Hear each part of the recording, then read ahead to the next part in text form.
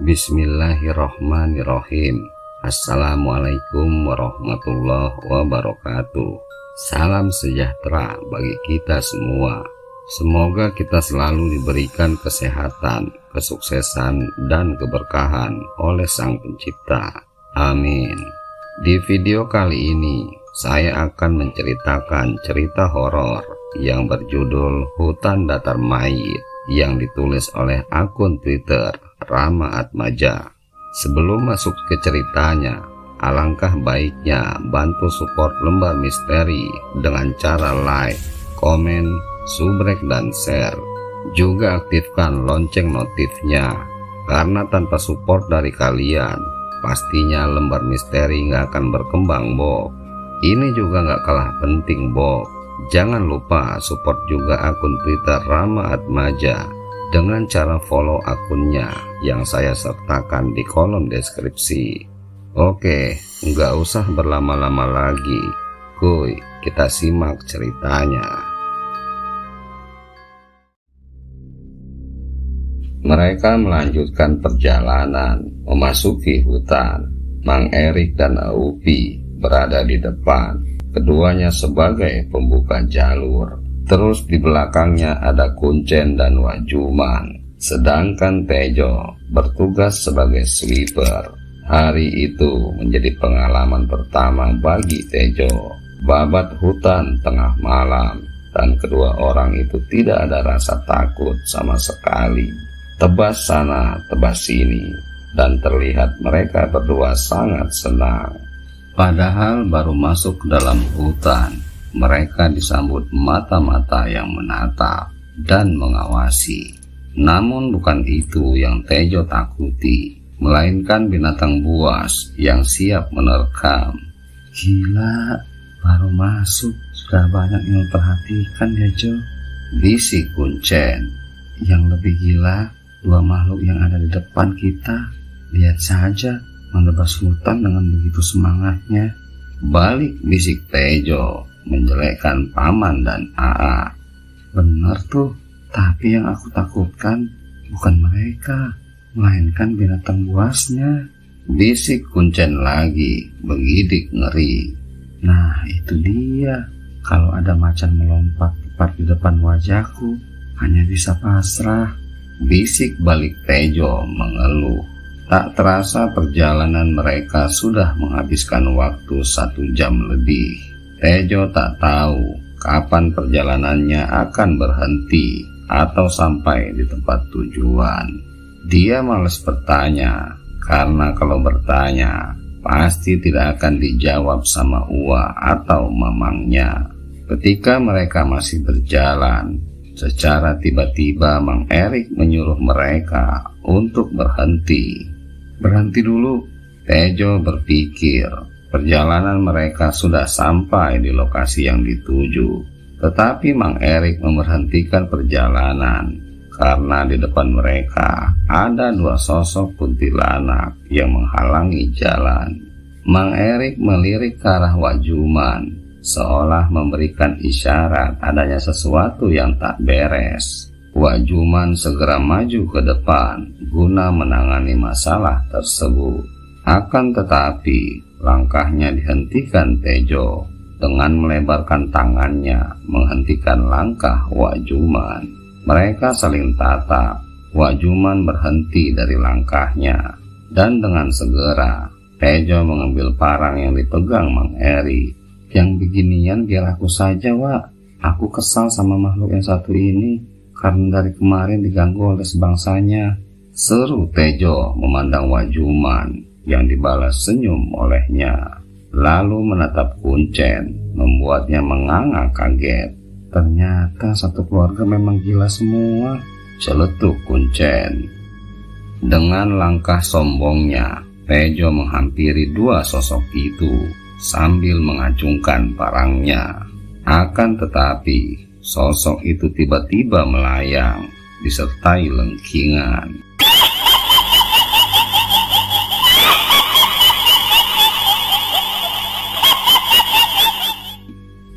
Terbangnya 2 sosok kuntilanak membuat satu sosok yang awalnya tak terlihat jadi terlihat. Sosok yang ada di belakang kedua kuntilanak sebelum terbang, makhluk yang begitu menyeramkan, membuat Tejo menghentikan langkah kakinya. Keringat mulai bercucuran, kaki berasa mati rasa. Tejo ketakutan. Sosok yang begitu menyeramkan, yang baru pertama kali dilihat Tejo, dengan kulit gosong terbakar, bola matanya keluar, lidah panjang dan menjulur, kuku-kuku yang panjang dan taring runcing menjuntai keluar. Mata merah menyala, menatap Tejo penuh amarah, seolah ingin memakannya. Tejo hanya bisa diam, tak bisa menggerakkan anggota tubuhnya. Dalam ketakutan, dia ingin meronta, meminta tolong. Makanya jangan sok berani, teriak Mang Eri. Hajar Jo, jangan kasih kendor, sambung Aupi diiringi tawa. Wajuman melangkahkan kakinya menemui Tejo yang hanya bisa terdiam. Beliau menepuk pundak Tejo dari belakang, dan seketika tubuhnya bisa digerakkan kembali. Tejo ambil langkah 1000, lalu sembunyi di belakang Mang Eri. Kedua kakinya bergetar hebat, kedua lutut berasa kopong, dan hampir saja ngompol. Kalau hanya sosok kuntilanak, aku dan Upi gak bakal berhenti, celetuk Mang Eri. Mana ku tahu Mang, kalau di belakangnya ada sosok lain, keluh Tejo. Lagian, kenapa tidak memberitahukan kalau di belakang dua kunti ada pemimpinnya, imbuh Tejo. Wajuman mengeluarkan tasbih dari saku celananya, lalu duduk bersila sambil memejamkan kedua mata. Selang beberapa saat, teriak sosok itu kepanasan. Merasa pemimpinnya terancam, salah satu kuntilanak yang terbang segera melesat turun, hendak menabrakkan dirinya ke tubuh Wajuman. Sebelum sampai, Aupi melompat menghadang sosok tersebut sambil menebaskan parang yang dia pegang ke arah kuntilanak itu. Tubuh si kuntilanak terbelah menjadi 2, lalu menjadi kepulan asap putih nan tipis, dan seketika lenyap.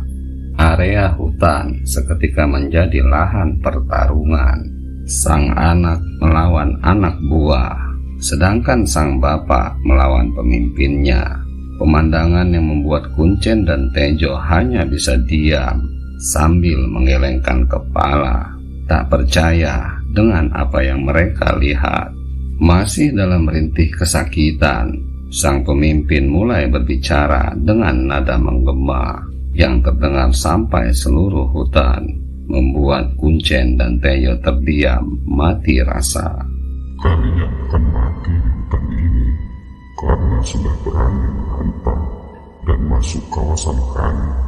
Setelah berbicara, makhluk itu langsung menghilang, membuat suasana hutan menjadi sepi senyap. Perginya kedua makhluk itu, Wajuman membuka kedua matanya. Wajuman berdiri memerintahkan Mang Erik untuk mencari tempat landai dan bermalam di sini. Rik, cari tempat, kita bermalam di sini. Kita harus bersiap untuk menghadapi malam di sini. Aupi ditugaskan mencari air. Wajumanlah yang memberikan lokasinya. Tanpa bertanya, seakan tahu dengan situasi dan kondisinya, Mang Erik dan Aupi langsung bergegas menjalankan perintah Wajuman. Sedangkan Tejo dan Kuncen hanya berdiri, masih belum percaya dengan kejadian yang barusan dilewati. Keduanya shock, teringat dengan ucapan sang makhluk pemimpin hutan, apalagi ditambah oleh Wajuman kalau malam ini harus bersiap. Tejo menatap Wajuman, tatapannya begitu serius. Dia menyadari bahwa malam ini akan lebih parah dari kejadian yang baru saja terlewatkan. Tanpa disadari, Tejo menitikkan air mata. Dia bertanya dalam hati, "Kedepannya bagaimana dengan nasiku? selamat atau tidak? Tejo dan Kuncen shock, takut dengan apa yang akan terjadi. Wak Juman menatap keduanya, menenangkan mereka. Kalian jangan takut, kita adalah makhluk yang lebih sempurna dari mereka. Berbanyak doa dan zikir, agar makhluk seperti mereka tidak bisa menyakiti kalian. Jangan lupa, minta pertolongan pada Tuhan yang Maha Kuasa. Tejo dan Kuncen terdiam, keduanya hanya bisa mendengarkan, tanpa berucap satu patah kata pun. Wak Juman mengambil air, membacakan doa, lalu memberikan air tersebut pada Tejo dan Kuncen. Dengan segera, keduanya meminum air pemberian dari Wak Juman. Aupi datang membawa air, lalu disusul Mang Eri. Mereka diarahkan oleh Wak Juman yang sudah mendirikan tenda. Tampak wajah serius dari kedua orang tersebut, padahal masih tampak genang air mata mengalir di mata Tejo. Namun hanya diam, tak mengejek seperti biasanya. Mereka pun berjalan menuju tenda. Sesampainya di tenda, Aupi yang ambil tugas masak, tugas yang harusnya dilakukan oleh Tejo dan Kuncen. Karena Tejo dan Kuncen masih tampak shock kala teringat ucapan sosok itu. Tak terasa makanan pun siap. Mereka segera makan dengan lahapnya, menambah energi untuk menghadapi apa yang akan terjadi. Selesai makan, Tejo berniat membuat kopi. Dilihatnya Mang Erik yang sedang menumpuk kayu untuk membuat api unggun agar terhindar dari hewan buas. Kopi siap dan Tejo menyalakan rokok untuk menenangkan diri. Dia memanggil Kuncen agar mendekat ke api unggun untuk menghangatkan tubuh yang mulai menggigil karena dinginnya embun. Ayo Cen, kita ke sana, jangan melamun terus, ajak Tejo. Aku takut Jo, ingin pulang, jawab Kuncen mendekap erat kedua lututnya. Aku pun takut, tapi benar apa kata mereka, ini ospek untuk kita, ucap Tejo. Menyesal ya keluar dari pesantren? Percayalah Cen, kita pasti bisa melewati semua ini, imbuhnya. Tejo berusaha menghibur dengan cara mengingat kejadian dahulu yang membuat Kuncen bisa tersenyum kala ingat kaburnya mereka dari pesantren. Disanding minum kopi, tawa mulai terdengar dari keduanya. Akan tetapi, Wak Juman mulai membuka obrolan serius, membuat keduanya terdiam. Kalian berdua sudah baikan? Tanya Wak Juman, dibalas anggukan oleh Kuncen dan Tejo. Malam ini adalah malam yang sangat panjang, karena semua penghuni hutan akan datang menyerang kita. Jadi, kita harus bersiap untuk menghadapi semua itu. Penguasa di sini sangat marah karena anak buahnya sudah kita sakiti, jelas Wak Juman. Tapi tak perlu khawatir, selama iman kita kuat, kita bisa menghadapi semua itu dan akan selamat dari hutan ini, imbuhnya. Rasa takut kembali mendatangi Tejo karena tahu kalau yang mengganggu mereka bukanlah rajanya, akan tetapi masih pasukannya. Tejo melirik ke arah Kuncen yang hanya bisa diam dengan tetap kecemasan. Mau tidak mau, mereka harus siap menghadapi apa yang akan terjadi. Lalu keduanya mencoba memberanikan diri, mengikuti apa yang Wak Juman perintahkan, agar bersiap menghadapi makhluk gaib yang ada di dalam hutan datar Mayit. Wak Juman menyuruh mereka ambil wudhu, lalu berlanjut sholat isya berjamaah. Mereka berwudhu dengan air yang disediakan Aupi. Selesai ambil wudhu, Tejo azan, disambung iqomah, lalu melaksanakan sholat berjamaah. Di sepanjang hidup, baru Tejo rasakan sholat yang benar-benar khusyuk. Di dalam sholat mereka, ternyata ada yang ikut jadi makmum. Entah mengapa, Tejo bisa merasakan adanya satu orang yang ikut sholat. Selesai sholat, Tejo merasa heran, tetapi tak merasakan takut. Dia tak mau memikirkan makhluk gaib tersebut, karena Wak Juman, Mang Erik, dan Aupi tak merasa terganggu akan kehadiran sosok itu. Tejo memberanikan diri menatap wajah sosok misterius tersebut. Ternyata sosok itu mirip seseorang yang hadir di dalam mimpinya. Sosok misterius itu balik menatap dengan tersenyum. Ketika Tejo masih dalam keadaan keheranan dan bertanya-tanya dalam hati tentang sosok misterius itu, sebetulnya siapa sih sosok ini tuh? Wak Juman berdiri dan meminta agar mereka membuat lingkaran kecil. Akan tetapi Wak Juman malah menyuruh Tejo untuk bertugas menjaga raga atau tubuh mereka, karena takut bila ada kejadian yang seperti sebelumnya, yaitu bila ada serangan dadakan yang menyerang ke tubuh mereka. Sebetulnya Tejo merasa kesal karena bukan Aupi atau Mang Erik yang disuruh melakukan tugas itu. Tetapi sebelum Tejo bisa membantah, Wak Juman berkata, "Kamu pasti bisa dan pasti sanggup hadapin semua ini." Tanpa bisa membalas ucapan Wak Juman tersebut, akhirnya Tejo hanya bisa menuruti tugas yang sudah diberikan. Selain Tejo, ternyata sosok misterius itu ikut juga berada di lingkaran. Di dalam hati, lagi-lagi Tejo bicara sendiri. "Udah aku yang disuruh jaga, mana ditemenin sama sosok yang gak aku kenal lagi. Tapi kayaknya sih ini makhluk baik. Tapi ya jujur aja sih, kalau tiba-tiba sosok ini berubah jadi macan seperti yang ada di dalam mimpi, ciper juga aku, meskipun sosok ini nampak baik."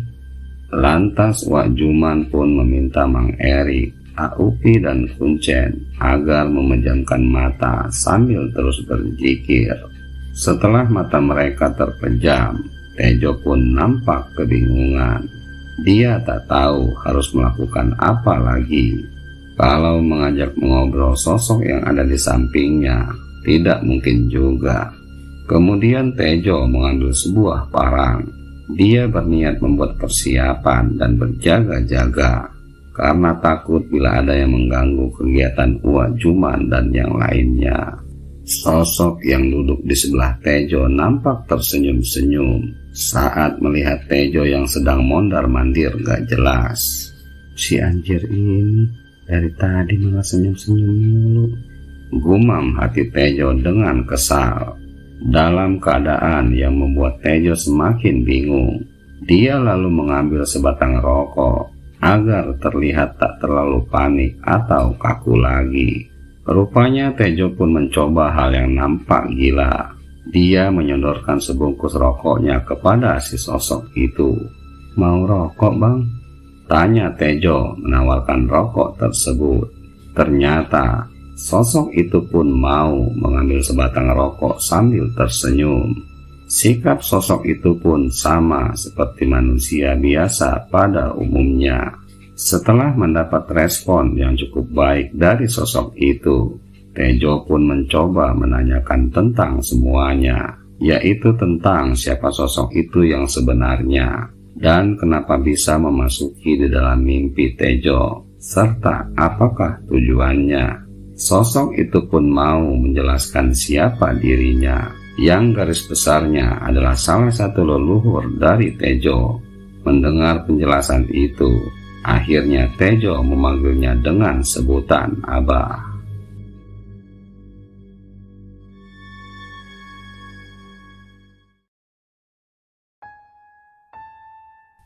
Oke Bob, terima kasih telah menyimak cerita ini sampai selesai. Jangan lupa support terus Lembar Misteri dengan cara like, komen, subrek, dan share, serta aktifkan lonceng notifnya. Karena subrek itu gratis Bob, dan sebagai penyemangat saya untuk menghadirkan cerita horor dan misteri lainnya. Akhir kata, Bob Jangkung pamit undur diri. Mohon maaf jika banyak kesalahan dalam penyampaian. Wabillahi taufik wal hidayah. Wassalamualaikum warahmatullahi wabarakatuh.